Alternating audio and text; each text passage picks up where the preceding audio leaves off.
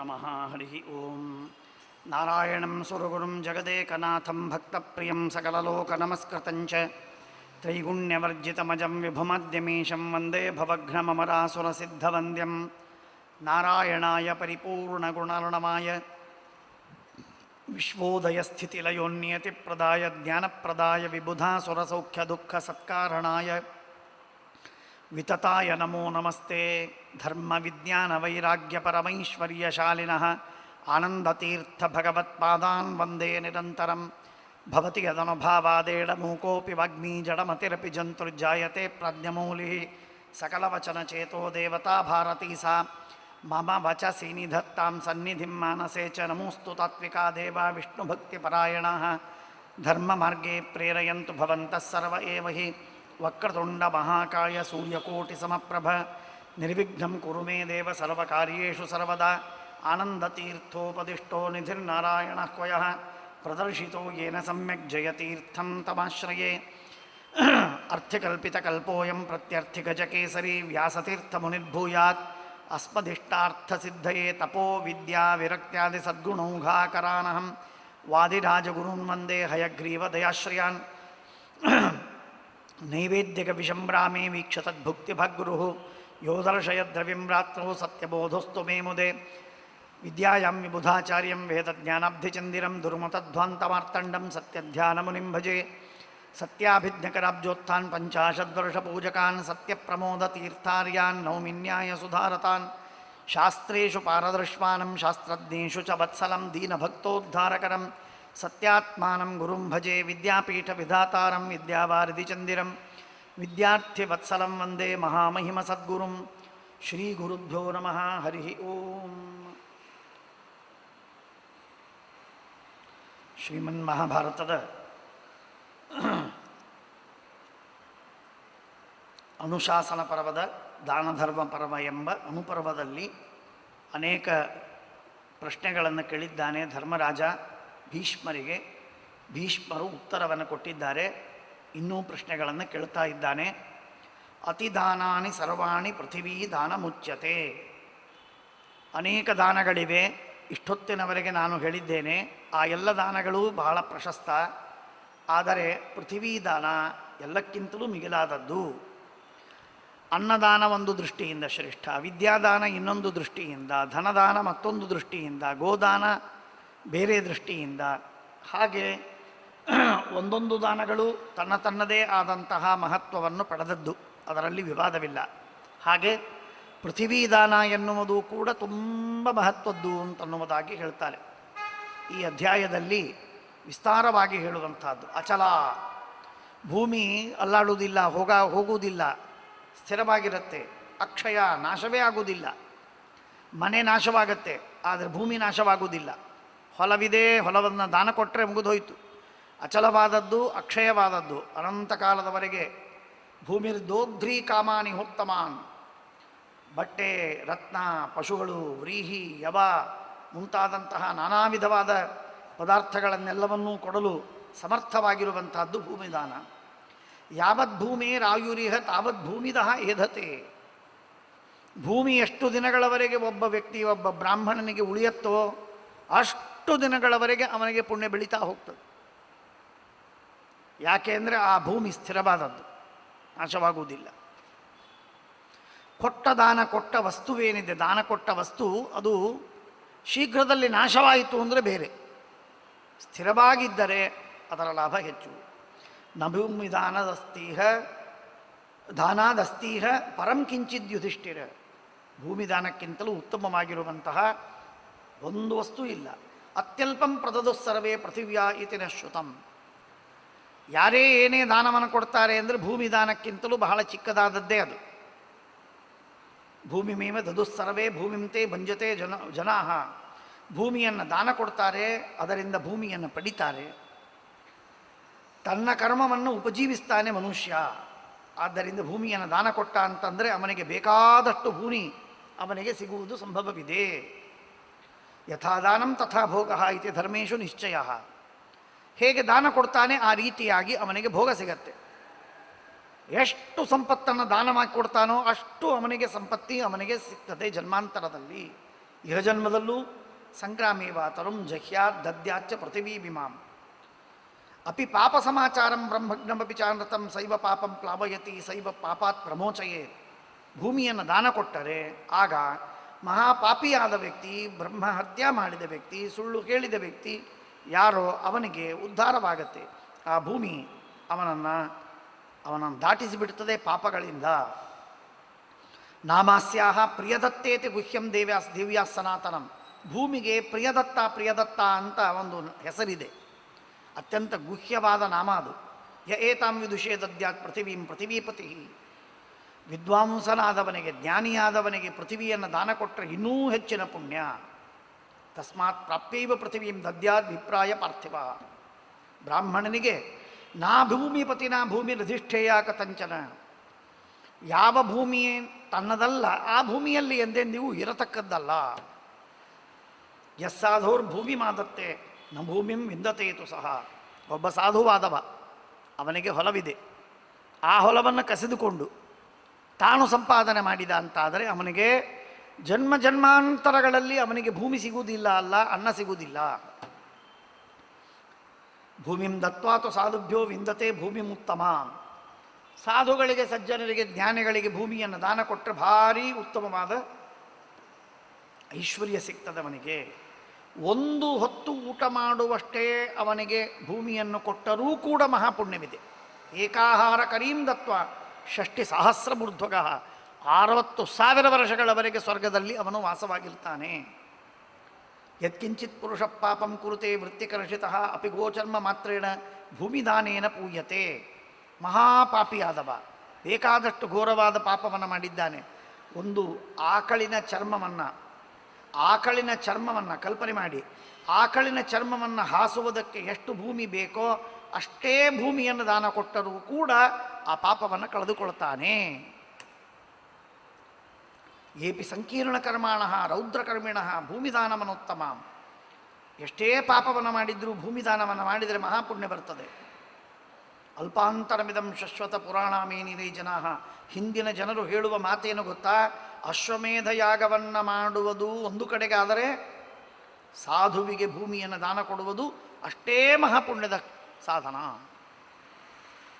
ಅಪಿಚೇತ್ ಸುಕೃತಂ ಕೃತ್ವ ಶಂಕೇರನ್ನಪಿ ಪಂಡಿತಾ ಅಶಂಖ್ಯಮೇಕಮೇಕ ಏವೈತತ ಭೂಮಿದಾನಮನೋತ್ತಮಂ. ಸುವರ್ಣ, ರಜತ, ವಸ್ತ್ರ, ಮಣಿ, ಮುತ್ತು, ವಸು, ಐಶ್ವರ್ಯ ಇದೆಲ್ಲವೂ ಕೂಡ ದಾನವನ್ನು ಕೊಟ್ಟವನು ಏನು ಪುಣ್ಯವನ್ನು ಗಳಿಸ್ತಾನೋ ಅದನ್ನು ವಸುಧಾಂ ದದತ, ಭೂಮಿಯನ್ನು ಕೊಟ್ಟವನು ಗಳಿಸ್ತಾನೆ. ತಪಸ್ಸು, ಯಜ್ಞ, ಶ್ರವಣ, ಶೀಲ, ಲೋಭವಿಲ್ಲದಿರುವಿಕೆ, ಸತ್ಯಸಂಧತ್ವ, ಗುರುಪೂಜೆ, ದೈವತ ಪೂಜೆ ಇವನ್ನೆಲ್ಲವನ್ನೂ ಕೂಡ ಭೂಮಿಯನ್ನು ದಾನವನ್ನು ಕೊಟ್ಟವನು ಏತಾವರ್ತಂತಿ ಭೂಮಿದಂ. ಅವನಿಗೆ ಈ ಭೂಮಿಯನ್ನು ದಾನವಾಗಿ ಕೊಟ್ಟವನಿಗೆ ಈ ಎಲ್ಲ ಪುಣ್ಯಗಳು ಅವನಿಗೆ ಲಭಿಸ್ತದೆ. ಯಾಕೆಂದರೆ ಆ ಭೂಮಿಯಲ್ಲಿ ಇದ್ದು ತಪಸ್ಸು ಮಾಡ್ತಾನೆ, ತಪಸ್ಸಿನ ಪುಣ್ಯ ಬಂತು. ಅವನು ಅಧ್ಯಯನವನ್ನು ಮಾಡ್ತಾನೆ, ಅಧ್ಯಯನದ ಪುಣ್ಯ ಬಂತು. ಯಜ್ಞವನ್ನು ಮಾಡ್ತಾನೆ, ಯಜ್ಞದ ಪುಣ್ಯ ಬಂತು. ಗುರುದೇವತೆಗಳು ಬರ್ತಾರೆ, ಊಟ ಮಾಡ್ತಾರೆ, ಇರ್ತಾರೆ, ವಾಸವಾಗ್ತಾರೆ, ಅವರ ಪುಣ್ಯ ಬಂತು. ಹಾಗಾಗಿ ಭೂಮಿಯನ್ನು ದಾನ ಮಾಡುವುದು ಮಹಾಪುಣ್ಯ ಸಾಧನ. ಹಲಕೃಷ್ಟಾಂ ಮಹೀಂ ದತ್ವಾ ಸಬೀಜಾಂ ಸಫಲಾಮಪಿ ಸೋದಕಂ ವಾಪಿ ಶರಣಂ ತಥಾ ಭವತಿ ಕಾಮದಃ. ಅತ್ಯುತ್ತಮವಾಗಿರುವಂತಹ ಗದ್ದೆ, ಉಳುವುದಕ್ಕೆ ಸಾಧ್ಯವಿದ್ದ ಒಳ್ಳೆ ಫಲವನ್ನು ಕೊಡತಕ್ಕಂತಹ ಶ್ರೇಷ್ಠವಾದಂತಹ ಭೂಮಿಯನ್ನು ಕೊಟ್ಟರೆ ಮಹಾಪುಣ್ಯವಿದೆ. ಅದರಲ್ಲೂ ಪಕ್ಕದಲ್ಲಿ ಒಂದು ಬಾವಿಯೋ ಕೆರೆಯೋ ಇದ್ದಂತಹ ಹೊಲ ಅಂತ ಆಗಿಬಿಟ್ರೆ ಮುಗಿದೋಯ್ತು, ಇನ್ನೂ ಹೆಚ್ಚಿನ ಪುಣ್ಯ. ಬ್ರಾಹ್ಮಣಂ ವೃತ್ತ ಸಂಪನ್ನಂ ಆಹಿತಾಗ್ನಿಂ ಶುಚಿವ್ರತಂ ನರ ಪ್ರತಿಗ್ರಾಹ್ಯ ಮಹೀಂ ನಯಾತಿ ಯಮಸಾಧನಂ. ಇಂಥ ಬ್ರಾಹ್ಮಣನಿಗೆ ವೃತ್ತವನ್ನು, ಶೀಲ ವೃತ್ತಗಳನ್ನು ಇಟ್ಟುಕೊಂಡು ಅಗ್ನಿಹೋತ್ರವನ್ನು ಮಾಡತಕ್ಕ ಬ್ರಾಹ್ಮಣನಿಗೆ ಏನಾದರೂ ಇಂಥ ಭೂಮಿಯನ್ನು ದಾನ ಕೊಟ್ಟದ್ದಾದರೆ ಅವನು ಎಂದೂ ಯಮನ ಶಾಸನಕ್ಕೆ ಒಳಗಾಗುವುದಿಲ್ಲ. ಬಡವ ಸಾಯುವುದಕ್ಕೆ ಇನ್ನೇನು ಕೆಲವೇ ದಿನಗಳಿವೆ, ಅಥವಾ ತುಂಬ ಕ್ಷೀಣನಾಗಿದ್ದಾನೆ, ವೃತ್ತಿ ಗ್ಲಾನವಾಗಿದೆ. ಇಂತಹ ಅವಸ್ಥೆಯಲ್ಲಿರುವಂತಹ ವ್ಯಕ್ತಿಗೆ ವೃತ್ತಿಕರಿಯಾದಂತಹ ಒಳ್ಳೆ ಬೆಳೆ ಬರುವಂತಹ ಭೂಮಿಯನ್ನು ದಾನ ಕೊಟ್ಟರೆ ಇಡೀ ಆಯುಷ್ಯ ಅವನು ಮಾತ್ರವಲ್ಲ, ಅವನ ವಂಶ ಅದೂ ಅನುಭವಿಸ್ತದೆ. ಹಾಗಾಗಿ ಇವನ ವಂಶದವರೆಗೆ, ಅನೇಕ ತಲೆಮಾರಿನವರೆಗೆ ಇವನಿಗೆ ಸೌಖ್ಯ ಸಿಗ್ತದೆ. ಯೈಮಾಂ ವ್ಯಾಹೃತಿಂ ಯಥಾ ಚಂದ್ರಬಸೋ ವೃದ್ಧಿ ಅಹನ್ಯಹನಿ ಜಾಯತೆ. ಚಂದ್ರ ನಿತ್ಯದಲ್ಲಿ ಅಭಿವೃದ್ಧಿಯನ್ನು ಹೊಂದುತ್ತಾನೆ, ಶುಕ್ಲ ಪಕ್ಷದಲ್ಲಿ ನಿತ್ಯದಲ್ಲಿ ಅಭಿವೃದ್ಧಿಯನ್ನು ಹೊಂದುತ್ತಾನೆ. ಹಾಗೆ ಭೂಮಿಯನ್ನು ದಾನ ಕೊಟ್ಟಂತಹ ವ್ಯಕ್ತಿಗೂ ಪುಣ್ಯ ನಿತ್ಯದಲ್ಲಿ ತನ್ನಷ್ಟಕ್ಕೆ ತಾನೇ ಬೆಳೀತಾ ಪುಣ್ಯ ಬರ್ತಾ ಹೋಗ್ತದೆ. ಕೊಡೋದು ಭೂಮಿ ದಾನ ಒಂದು ಸಲ, ಬ್ಯಾಂಕಿನಲ್ಲಿ ಹಣವನ್ನಿಟ್ಟದ್ದು ಒಂದು ಬಾರಿ, ಆದರೆ ಅದರ ಬಡ್ಡಿ ಪ್ರತಿ ತಿಂಗಳಿಗೂ ಪ್ರತಿ ವರ್ಷಕ್ಕೂ ಬೆಳೀತಾ ಹೋಗುತ್ತೆ. ಹೇಗೋ ಹಾಗೆ ಭೂಮಿ ದಾನದ ಫಲ. ಯಾಕೆ ಅಂದರೆ ಇವತ್ತು ಮಳೆ ಬಂತು, ಬೆಳೆ ಬಂತು, ಪುಣ್ಯ ಬಂತಿವನಿಗೆ. ಮುಂದಿನ ವರ್ಷ ಮಳೆ ಬಂತು, ಬೆಳೆ ಬಂತು, ಅದಕ್ಕೆ ಪುಣ್ಯ. 3ನೇ ವರ್ಷ, 5ನೇ ವರ್ಷ, 10ನೇ ವರ್ಷ, 20ನೇ ವರ್ಷ, 100ನೇ ವರ್ಷ, 200 ವರ್ಷಗಳವರೆಗೆ ಪ್ರತಿ ವರ್ಷ ಮಳೆ ಬಂದು ಬೆಳೆ ತೆಗೆದು ಅವರು ಉಪಜೀವಿಸ್ತಾರೆ. ಅಂತಂದರೆ ಎಷ್ಟು ದಿನವರೆಗೆ ಅವರು ಉಪಜೀವಿಸ್ತಾರೋ ಅಷ್ಟು ಪುಣ್ಯ ಬಂತೆವನಿಗೆ. ಕೊಟ್ಟದ್ದು ಭೂಮಿದಾನ ಒಂದು ಬಾರಿ. ಎಂಥ ಉತ್ತಮವಾದ ದಾನ ನೋಡಿ. ತಥಾ ಭೂಮಿಕೃತಂ ದಾನಂ ಸಸ್ಯೇ ಸಸ್ಯೇ ವಿವರ್ಧತೆ. ಒಂದೊಂದು ರಾಶಿ ಬಂದಾಗ, ಒಂದೊಂದು ಸಲ ಫಸಲು ಬಂದಾಗ, ಒಂದೊಂದು ಸಲ ಅವನು ಪೈರು ಬಂದಾಗ ಅವನಿಗೆ ಪುಣ್ಯ ಬೆಳೀತಾ ಹೋಗ್ತದೆ. ಏನು ಮಾಡಬೇಕಾಗಿಲ್ಲ ಇವನು, ಒಂದು ಬಾರಿ ಭೂಮಿದಾನ ಕೊಟ್ಟರೆ ಸಾಕು. ಎಂಥ ಉತ್ತಮವಾದಂತಹ ಪರಿಕಲ್ಪನೆ ಇದೆ ನೋಡಿ. ಯಾಶ್ರುತ ಜಾಮದಗ್ನೇನ ದತ್ತಾ ಭೂ ಕಾಶ್ಯಪಾಯ ವೈ. ಇಡೀ ಭೂಮಿಯನ್ನು ಗೆದ್ದರು, ಎಲ್ಲ ರಾಜರನ್ನು ಕೊಂದರು, ಎಲ್ಲ ರಾಜರನ್ನು ಸೋಲಿಸಿದರು, ಅಲ್ಲಲ್ಲಿ ಭೂಮಿಯನ್ನು ಸ್ವಾಯತ್ತ ಮಾಡಿಕೊಂಡರು. ಸ್ವಾಯತ್ತ ಮಾಡಿಕೊಂಡ ಭೂಮಿಯನ್ನು ಕಶ್ಯಪರಿಗೆ ಕೊಟ್ಟರು ಪರಶುರಾಮ ದೇವರು. ಮಹಾಪುಣ್ಯವಂತವರಿಗೆ ಅಂತ ಹೇಳ್ತಾರೆ. ಇದು ಶ್ರಾದ್ದದಲ್ಲಿ ಒಬ್ಬ ಬ್ರಾಹ್ಮಣನಿಗೆ ಕರೆದು ಅವನಿಗೆ ಭೂಮಿಯನ್ನು ದಾನ ಕೊಟ್ಟರೆ ಮಹಾಪುಣ್ಯ. ಫಲವನ್ನು ದಾನ ಕೊಟ್ಟು ಬಿಟ್ಟರೆ ಮುಗಿದೋಯ್ತು. ಪ್ರಾಯಶ್ಚಿತ್ತಂ ಮಹೀಂ ದತ್ವ ಉಭಯತೋ ದಶ. ಭೂಮಿಯನ್ನು ದಾನ ಕೊಟ್ಟವನು ಮಹಾಪ್ರಾಯಶ್ಚಿತ್ತವನ್ನು ಮಾಡಿಕೊಂಡಂತೆ. ಆ ಪ್ರಾಯಶ್ಚಿತ್ತಕ್ಕೆ ಸಮಾನ ಇನ್ನೊಂದಿಲ್ಲ. ಅಭಿಷಿಚ್ಚೈವ ನೃಪತಿಂ ಶ್ರಾವಯೇತ್ ಇಮಮಾಗಮಂ. ರಾಜನಿಗೆ ಪಟ್ಟಾಭಿಷೇಕವನ್ನು ಮಾಡ್ತಾರೆ. ಪಟ್ಟಾಭಿಷೇಕವನ್ನು ಮಾಡಿದ ಮೇಲೆ ಈ ಮಾತನ್ನು ಅವನಿಗೆ ಹೇಳಬೇಕು, ಉಪದೇಶ ಮಾಡಬೇಕು. ನೋಡಯ್ಯ ರಾಜ, ನಿನ್ನಧೀನವಾಗಿದೆ ಇಡೀ ರಾಜ್ಯ. ರಾಜ್ಯದಲ್ಲಿ ಬೇಕಾದಷ್ಟು ಹೊಲವಿದೆ. ಆ ಹೊಲಗಳನ್ನು ನೀನೊಬ್ಬನೇ ಉಪಭೋಗ ಮಾಡಬೇಡ. ದಾನ ಕೊಟ್ಟರೆ ಆ ದಾನದಿಂದ ಶಾಶ್ವತವಾಗಿ ನಿನಗೆ ಪುಣ್ಯ ರಾಶಿ ರಾಶಿಯಾಗಿ ಬರ್ತಾ ಹೋಗುತ್ತಪ್ಪ ಅಂತ ಹೇಳಬೇಕವನಿಗೆ. ಅಭಿಷಿಚ್ಚೈವ ನೃಪತಿಂ ಶ್ರಾವಯೇತ್ ಇಮಮಾಗಮಂ ಯಥಾಶ್ರುತ್ವ ಮಹಿಂ ದದ್ಯಾತ್. ಅವನು ಭೂದಾನದ ಮಹಿಮೆಯನ್ನು ತಿಳಿದು ನಿರಂತರವಾಗಿ ಭೂಮಿಯನ್ನು ದಾನವನ್ನು ಕೊಡುವುದನ್ನಾಗಿ ಇಟ್ಟುಕೊಳ್ಳಬೇಕು. ಬಹಳ ಸುಂದರವಾದಂತಹ ಮಾತು. ಸ್ವಯಂ ಕೃಷ್ಣೋ ಬ್ರಾಹ್ಮಣಾರ್ಥ ರಾಜಾರ್ಥಶ್ಚಾಪ್ಯ ಸಂಶಯ ರಾಜಾ ಹಿ ಧರ್ಮಕುಶಲ ಪ್ರಥಮಂ ಭೂತಿಲಕ್ಷಣಂ. ಧರ್ಮಕುಶಲನಾದ ಅಂತಂದರೆ ಅವನಿಗೆ ಮುಂದೆ ಭೂತಿ, ಐಶ್ವರ್ಯ, ಭಾರೀ ಕೀರ್ತಿ, ಉತ್ತಮವಾದ ಸೌಖ್ಯ, ಭಾರೀ ಜ್ಞಾನ, ವಂಶಾಭಿವೃದ್ಧಿ, ರಾಜ್ಯ ಇನ್ನೂ ಹೆಚ್ಚಾಗಿ ಬೆಳೀತದೆ ಇತ್ಯಾದಿಗಳಾಗಿ ಅದು ಲಕ್ಷಣವನ್ನು ಹೇಳಿಕೊಡ್ತದೆ. ಇವತ್ತು ಧರ್ಮಕುಶಲನಾಗಿದ್ದಾನೆ ಅಂತಾದರೆ ಆ ಧರ್ಮದಲ್ಲಿ ಅವನಿಗೆ ಎಷ್ಟು ನಿಷ್ಠೆ ಇದೆ ಅಂತ ಅನ್ನೋದನ್ನು ನೋಡಿಬಿಟ್ರೆ ಸಾಕು. ಮುಂದಿನ ಇಡೀ ಅವನ ಆಯುಷ್ಯ ಹಾಗೂ ಅವನ ವಂಶದಲ್ಲಿರಬರುವಂತಹ ಜನ ಏನು ಸುಖವನ್ನು ಅನುಭವಿಸ್ತಾರೆ ಅಂತನ್ನುವುದನ್ನು ನಾವು ಹೀಗೆ ಅವನಿಗಿರುವಂತಹ ಧರ್ಮದಲ್ಲಿಯ ನಿಷ್ಠೆಯಿಂದ ತಿಳ್ಕೋಬಹುದು. ಅಷ್ಟು ಲಾಭವಿದೆ. ಅಥ ಯೇಷಾಂ ಪುನಃ ಪ್ರಜ್ಞೋ ರಾಜ ಭವತಿ ಧಾರ್ಮಿಕ ಸುಖಂತೆ ಪ್ರತಿಬುದ್ಧಂತೆ ಸುಸುಖಂ ಪ್ರಸ್ವಪಂತಿ ಚ. ರಾಜ, ಯಾವ ಊರಿನ ರಾಜ ಮಹಾಪ್ರಾಜ್ಞನಾಗಿದ್ದಾನೆ, ಮಹಾಜ್ಞಾನಿಯಾಗಿದ್ದಾನೆ, ತಿಳಿದವನಿದ್ದಾನೆ, ಅಂಥ ರಾಜನ ವಶದಲ್ಲಿ ಯಾವ ರಾಜ್ಯವಿದೆ ಆ ರಾಜ್ಯದಲ್ಲಿ ವಾಸವಾಗಿರುವ ಜನರಾರಿದ್ದಾರೆ ಅವರು ಸುಖವಾಗಿ ಬಲಿಗಿರ್ತಾರೆ. ಸ್ವಯಂ ಅವನು ಪುಣ್ಯವನ್ನು ಮಾಡ್ತಾನೆ, ಜನರಿಂದ ಪುಣ್ಯವನ್ನು ಮಾಡಿಸ್ತಾನೆ. ಆದ್ದರಿಂದ ಅವನಿಗೆ ತೃಪ್ತಿಯೇ ಇದೆ. ಅವನ ಊರಿನಲ್ಲಿ ಎಂದೆಂದಿಗೂ ದುರ್ಭಿಕ್ಷೆ ಆಗುವುದಿಲ್ಲ, ಎಂದಿಗೂ ಅನರ್ಥವಾಗುವುದಿಲ್ಲ, ಸದಾಕಾಲ ಸುಖವಾಗಿರ್ತದೆ. ಇಷ್ಟ್ವಾ ಕ್ರತುಶತೇನಾಥ ಮಹತಾ ದಕ್ಷಿಣಾಮತ. ಇಂದ್ರ ಒಂದು ಬಾರಿ 100 ಯಾಗಗಳನ್ನು ಮಾಡಿದ. ಆ 100 ಯಾಗಗಳನ್ನು ಮಾಡಿ ದಕ್ಷಿಣೆಯನ್ನು ಕೊಟ್ಟಾಗ ಬೃಹಸ್ಪತ್ಯಾಚಾರ್ಯರಿಗೆ ಕೇಳಿದ, ಯದಕ್ಷಯಂ ಆಹಾರ್ಯಂಚ ತದ್ಬ್ರೂಹಿ. ಅಕ್ಷಯವಾದ ಪುಣ್ಯವನ್ನು ಕೊಡತಕ್ಕಂತಹ ದಾನ ಯಾವುದು ಹೇಳಿ ಅಂದಾಗ ಅವರು ಹೇಳ್ತಾರೆ, ಸುವರ್ಣದಾನ, ಗೋದಾನ, ಭೂಮಿದಾನ, ವಿದ್ಯಾದಾನ, ಕನ್ಯಾದಾನ ಎಲ್ಲವೂ ಶ್ರೇಷ್ಠ, ಭೂಮಿದಾನ ವಿಶೇಷವಾಗಿ ಶ್ರೇಷ್ಠ. ಆದ್ದರಿಂದ ಭೂಮಿದಾನವನ್ನು ಮಾಡು ಅಂತನ್ನುವುದಾಗಿ ಹೇಳ್ತಾರೆ. ಸರ್ವೇತೆ ವಿಭುಧಶ್ರೇಷ್ಠ ನಾತಿಕ್ರಾಮಂತಿ ಭೂಮಿದಂ. ಭೂಮಿದಾನವನ್ನು ಮಾಡಿದಂತಹ ಪುಣ್ಯವಂತನನ್ನು ಪುಣ್ಯದಿಂದ ಯಾರೂ ಅತಿಕ್ರಮಿಸಲು ಸಾಧ್ಯವಿಲ್ಲ. ಅಷ್ಟರ ಮಟ್ಟಿಗೆ ಅವನಿಗೆ ಪುಣ್ಯ ಬರ್ತದೆ. ಭಾರೀ ದೊಡ್ಡ ಸಂಪತ್ತವನು. ಪಂಚಪೂರ್ವಾಹ ಪುರುಷಃ, ಹಿಂದಿನ 5 ಜನ ತಲೆಮಾರು, ಮುಂದಿನ 6 ತಲೆಮಾರು, ಹೀಗೆ 5 ಮತ್ತು 6 ತಲೆಮಾರು, 11 ತಲೆಮಾರಿನವರೆಗೆ ಎಲ್ಲರಿಗೆ, ಹಿಂದಿನವರಿಗೆಲ್ಲ ಸ್ವರ್ಗವಾಗತ್ತೆ, ಮುಂದಿನವರಿಗೂ ಸ್ವರ್ಗವಾಗುವುದಕ್ಕೆ ನಿರಂತರವಾಗಿ ಧರ್ಮದಲ್ಲಿ ಆಸಕ್ತಿ, ಐಶ್ವರ್ಯದ ಸಮೃದ್ಧಿ. ರತ್ನೋಪಕೀರ್ಣಂ ವಸುಧಾಂ ಯೋ ದದಾತಿ ಪುರಂದರ. ಒಳ್ಳೆ ಶ್ರೇಷ್ಠವಾಗಿರತಕ್ಕಂತಹ ರತ್ನಗಳಿಂದ ಕೂಡಿದಂತಹ ಭೂಮಿಯನ್ನು ದಾನ ಕೊಟ್ಟಂತಹ ಪುರುಷ ಯಾರೋ ಅವನು ಸ್ವರ್ಗದಲ್ಲಿ ಅವನು ಆನಂದದಿಂದ ಇರ್ತಾನೆ. ರಾಜಾಧಿರಾಜೋ ಭವತಿ ತದ್ದಿದಾನಮನುತ್ತಮಂ ನಹಿ ಭೂಮಿ ಪ್ರದಾನೇನ ದಾನಮನ್ಯದ್ವಿಶಿಷ್ಯತೆ. ಸಹಸ್ರಾಕ್ಷ, ನಿನಗೇನು ಹೇಳಿ ನಾನು, ಸರಿತಸ್ತರ್ಪಯಂತೀಹ ಸುರೇಂದ್ರ ವಸುಧಾಪ್ರದಂ. ಎಲ್ಲ ನದಿಗಳು ಕೂಡ ಭೂಮಿದಾನ ಕೊಟ್ಟವನಿಗೆ ಪುಣ್ಯವನ್ನು ಕೊಡ್ತವೆ, ವಿಶೇಷವಾಗಿ ಪುಣ್ಯವನ್ನು ಕೊಡ್ತವೆ.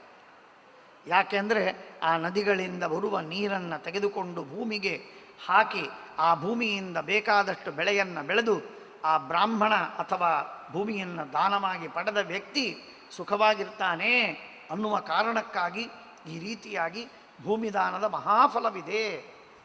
ಸ್ನೇಹಾನ್ ಸರ್ವರ ಸಂಶ್ಚೈವ ದದಾತಿ ವಸುಧಾಂ ದದತ.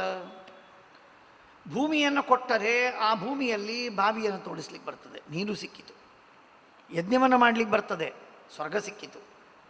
ತಟಾಕಾನಿ ಉದಪಾನಾನಿ ಸ್ರೋತಾಂಸಿ ಚ ಸರಾಂಸಿ ಚ ಸೇಹಾನ್ ಸರ್ವರ ಸಂಶ್ಚೈವ ದದಾತಿ ವಸುಧಾಂ ದದತ. ಔಷಧಿ, ವೀರ್ಯ ಸಂಪನ್ನವಾಗಿರುವಂತಹ ಔಷಧಿಗಳು, ನಗಾನ್ ಪುಷ್ಪ ಫಲಾನ್ವಿತಾನ್, ಆ ಹೊಲದಲ್ಲಿ ಬೇಕಾದಷ್ಟು ಗಿಡಗಳನ್ನು ಹಚ್ಚುವುದಕ್ಕೆ ಸಾಧ್ಯ. ಭಾರಿ ಭಾರಿ ಗಿಡಗಳನ್ನು ಹಚ್ಚಿ ಭಾರಿ ಉತ್ತಮವಾದ ಹೂಗಳು, ಹಣ್ಣುಗಳು, ಧಾನ್ಯಗಳು ಇವುಗಳನ್ನೆಲ್ಲ ಬೆಳೀಲಿಕ್ಕೆ ಸಾಧ್ಯ. ಎಣ್ಣೆಯ ಪದಾರ್ಥಗಳನ್ನೆಲ್ಲವನ್ನು ಬೆಳೆಸಿ ಎಣ್ಣೆಯನ್ನು ಮಾಡಿಕೊಳ್ಳುವುದು ಸಾಧ್ಯ.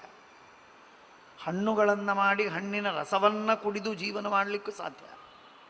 ಭೂಮಿ ಅಂತನ್ನೋದೇನಿದೆ ಸರ್ವಕ್ಕೂ ಮೂಲಭೂತವಾದದ್ದು. ಆದ್ದರಿಂದ ಭೂಮಿದಾನ ಸರ್ವಶ್ರೇಷ್ಠ. ನ ತತ್ಫಲಮಪ್ನೋತಿ. ಅಗ್ನಿಷ್ಠೋಮಾದಿ ಯಜ್ಞಗಳನ್ನು ಮಾಡಿದವರು ಕೂಡ ಭೂಮಿದಾನವನ್ನು ಮಾಡಿದವರು ಪಡೆಯುವ ಪುಣ್ಯವನ್ನು, ಫಲವನ್ನು ಅನುಭವಿಸಲಾರರು. ದಾತಾ ದಶ ಅನುಗೃಹಾತಿ ದಶಹಂತಿ ತಥಾಕ್ಷಿಪನ್.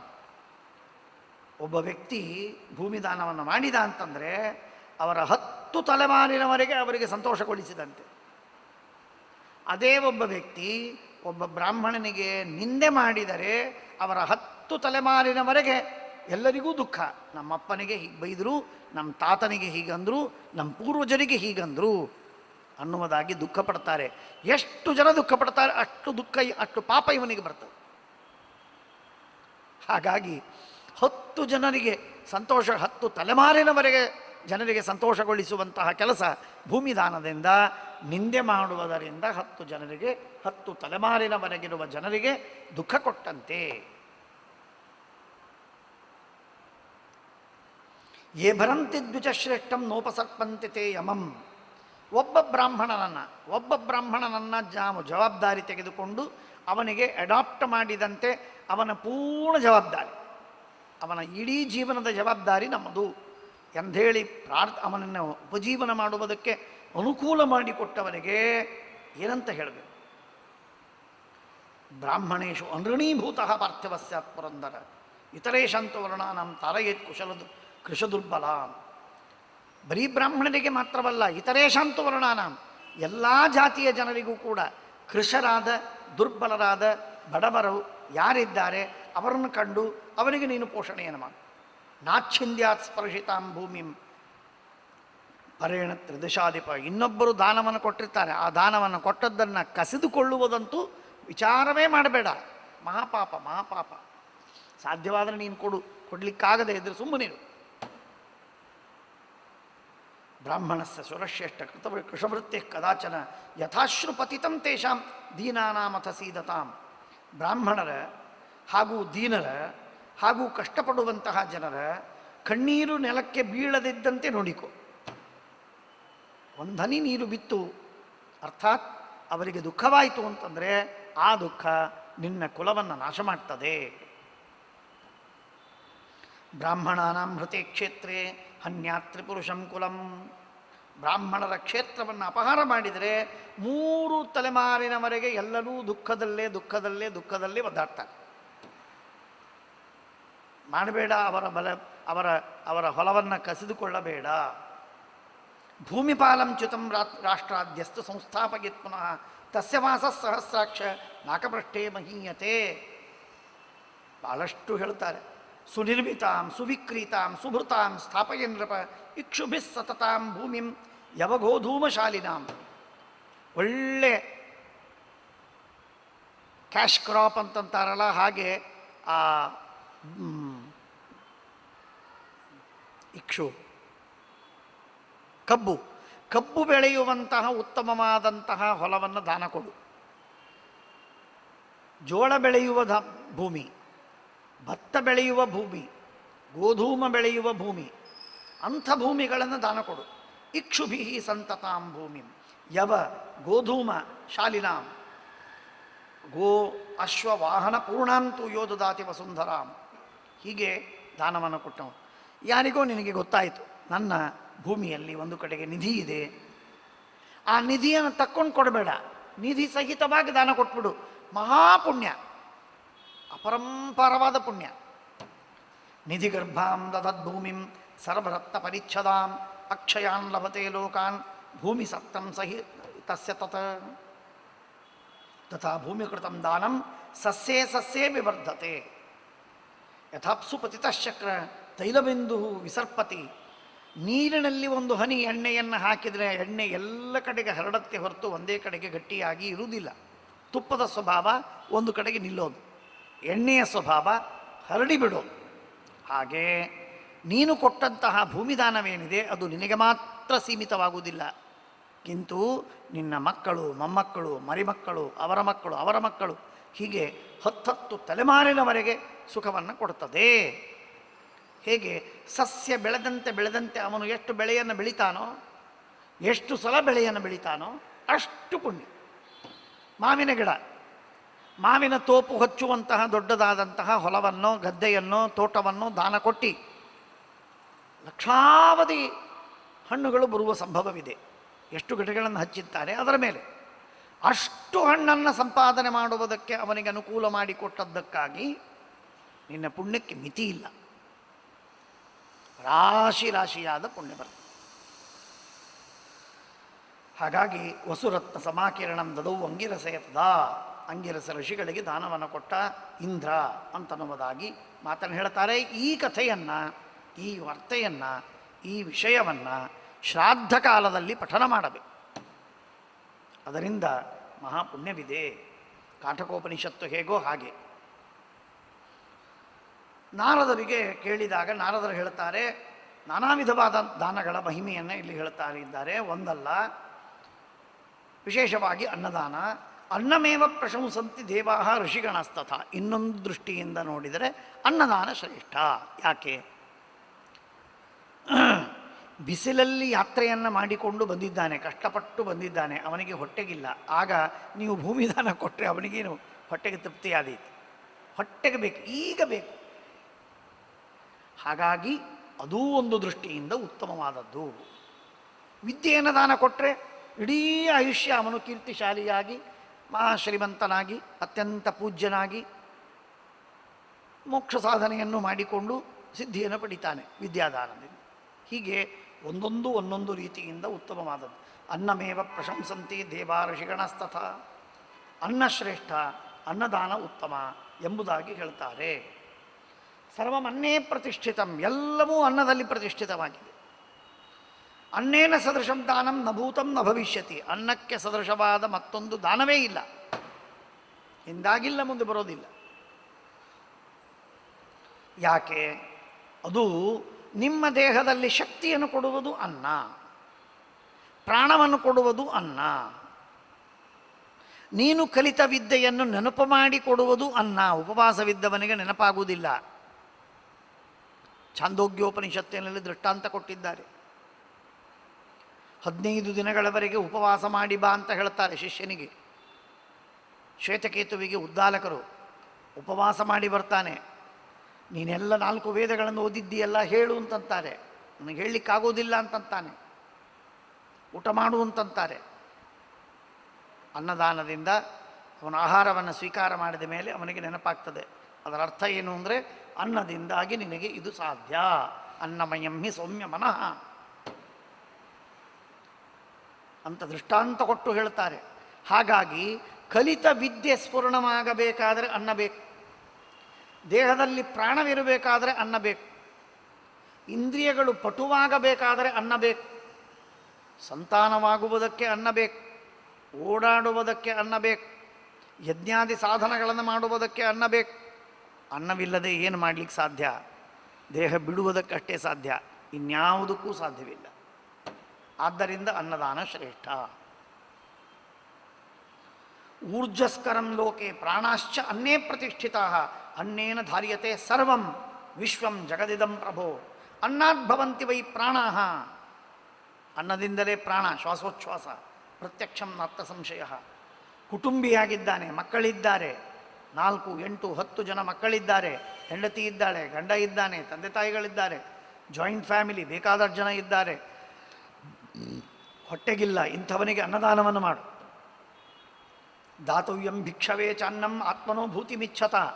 ಒಬ್ಬ ಸನ್ಯಾಸಿ ಬರ್ತಾನೆ, ಅನ್ನ ಬೇಕು ಅಂತ ಬಿಡ್ತಾನೆ. ಅವನಿಗೆ ಭೂಮಿ ಬೇಕಾಗಿಲ್ಲ, ಅವನಿಗೆ ಬಂಗಾರ ಬೇಕಾಗಿಲ್ಲ, ಅವನಿಗೆ ಹಣ ಬೇಕಾಗಿಲ್ಲ, ಅವನಿಗೆ ಅನ್ನ ಬೇಕು. ಅವನು ಗಳಿಸುವುದಕ್ಕೆ ಬಂದಿಲ್ಲ, ಹೊಟ್ಟೆ ತುಂಬಿಕೊಂಡು ಅವತ್ತಿನ ದಿನ ಸಾಧನೆಯನ್ನು ಮಾಡುವುದಕ್ಕೆ ಶಕ್ತಿ ಉಳ್ಳವನಾಗಬೇಕು ಅಂತ ಅನ್ನುವುದಕ್ಕಾಗಿ ಬಂದಿದ್ದಾನೆ. ಅವನಿಗೆ ನೀವೇನು ಕೊಟ್ಟೇನು ಪ್ರಯೋಜನ? ಅನ್ನವನ್ನೇ ಕೊಡಬೇಕು. ಹಾಗಾಗಿ ದಾತವ್ಯಂ ಭಿಕ್ಷವೇ ಚಾನ್ನಂ ಆತ್ಮನೋಭೂತಿ ಮಿಚ್ಛತ. ಅದಕ್ಕಾಗಿಯೇ ಹಸ್ತೋದಕ. ಬ್ರಾಹ್ಮಣಾಯ ಅಭಿರೂಪಾಯ ಯೋ ದದ್ಯಾದನ್ನಮರ್ತಿನೇ ನಿದಧಾತಿ ನಿಧಿಂ ಶ್ರೇಷ್ಠಂ ಪಾರಲೌಕಿಕಮಾತ್ಮನಃ. ಅಂಥವನಿಗೆ ಅನ್ನವನ್ನು ಕೊಟ್ಟರೆ ದೊಡ್ಡ ನಿಧಿಯನ್ನು ಕಾಪಾಡಿ ಇಟ್ಟಂತೆ ನಿಮ್ಮ ಮಕ್ಕಳಿಗೆ ಮೊಮ್ಮಕ್ಕಳಿಗೆ. ದೊಡ್ಡ ನಿಧಿ. ಶಾಂತಂ, ದಾರಿಯಲ್ಲಿ ಬರ್ತಾ ಬರ್ತಾ ಶ್ರಮಪಟ್ಟಿದ್ದಾನೆ. ವೃದ್ಧನಾಗಿದ್ದಾನೆ, ಪೂಜ್ಯನಾಗಿದ್ದಾನೆ, ಮನೆಗೆ ಬಂದಿದ್ದಾನೆ. ಅಂಥವನಿಗೆ ಒಳ್ಳೆ ಗೌರವದಿಂದ ಸತ್ಕಾರ ಮಾಡಿ ಪೂಜೆ ಮಾಡಿ ಊಟಕ್ಕೆ ಹಾಕ ಮನೆಗೆ. ಕ್ರೋಧಮುತ್ಪತಿತಂ ಹಿತ್ವಾ ಸುಶೀಲೋ ವೀತಮತ್ಸರಃ. ಇವನು ಯಾಕೆ ಬಂದ ಇವನು ಮಧ್ಯಾಹ್ನ ಅಂತ ಹೇಳಿ ಬೇಸರಗೊಳ್ಳದೆ, ಅವನ ಮೇಲೆ ಕೋಪ ಮಾಡದೆ, ಅವನನ್ನು ಕರೆದು ನಾಮವನ್ನೇದ ಅಭಿಗತಂ. ಅತಿಥಿ ಅಭ್ಯಾಗತನಾದಂತಹ ವ್ಯಕ್ತಿಗೆ ಕೋಪ ಮಾಡದೆ ಅವನಿಗೆ ಅನ್ನ ಕೊಡಿ. ನ ಪೃಣದ್ಯಾತ್ ಕದಾಚನ. ಅವನನ್ನು ಮನೆಗೆ ಕಳಿಸಬೇಡಿ, ತಿರುಗಿ ಕಳಿಸಬೇಡಿ ಅವನಿಗೆ. ಅಪಿಶ್ವಪಾಕೇಶು ನಿವಾನ್ ಅನ್ನದಾನಂ ಪ್ರಣಶ್ಯತಿ.